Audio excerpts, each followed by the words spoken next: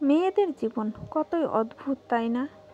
ছোট থেকে বৃদ্ধকাল পর্যন্ত শুধু পরিশ্রম করে যাচ্ছে, কিন্তু নিজের বলতে কোনো কিছুই অবশিষ্ট রাখতেছে না। সব কিছু অন্যের সেবায় বিলিয়ে দিচ্ছে, অন্যের সেবায় অল টাইম নিয়োজিত থাকছে, কিন্তু নিজের যত্ন, নিজের সেবা করার মতো কাউকে পাইতেছে না। এত কষ্ট পরিশ্রম করে অবশিষ্ট তার বাড়ি পর্যন্ত একটা থাকছে না। বাবার বাড়ি, কয়েকদিন পর শ্বশুর বাড়ি, বৃদ্ধ বয়সে ছেলের বাড়ি, কিন্তু তার বাড়ি বলতে কোনো কিছুই নেই। সে শুধুমাত্র একজন নামে মানুষ। কিছু কিছু অভাগী মেয়ে আছে, শেষ বয়সে সন্তানের জন্য কিছু করেও তার বাড়িতে জায়গাই হচ্ছে না।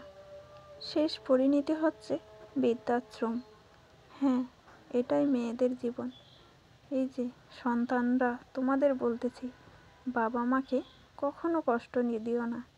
বৃদ্ধাশ্রম যে কত একটা দুঃখের জায়গা, একটা বাবা মায়ের কষ্টের জায়গা, যারা বৃদ্ধাশ্রমে থাকে তারাই জানে।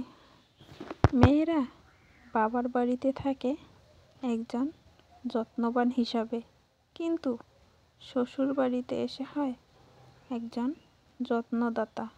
সবাইরে যত্ন করতে হয়, স্বামী, সন্তান, শ্বশুর শাশুড়ি, সব কিছুই মেয়েকে কষ্ট করতে হয়। হ্যাঁ রে, মেয়েদের জীবন।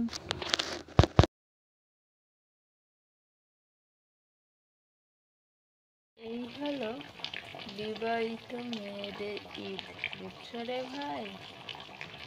রান্না করতেই ঈদ কেটে যায়, রান্নাঘরেই ঈদ কেটে গেল।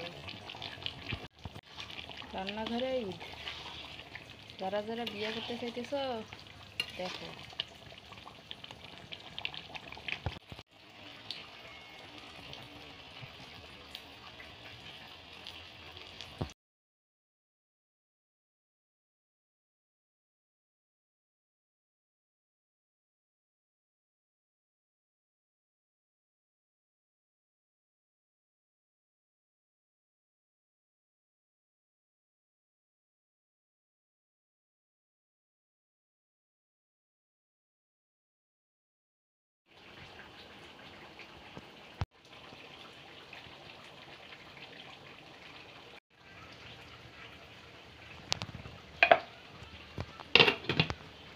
এই হলো বিবাহিত মেয়েদের ঈদ, বুঝছো রে ভাই?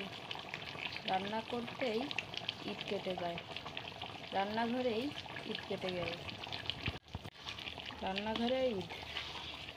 যারা যারা বিয়ে করতে চাইতেছ, দেখো। রান্নাঘর কি জানতাম না, ঈদের দিনে তো খাবারের খোঁজেই থাকতো না, আর এখন শ্বশুরবাড়িতে বাহির কি জানি না, রান্নাঘরেই ঈদটা কেটে যায়।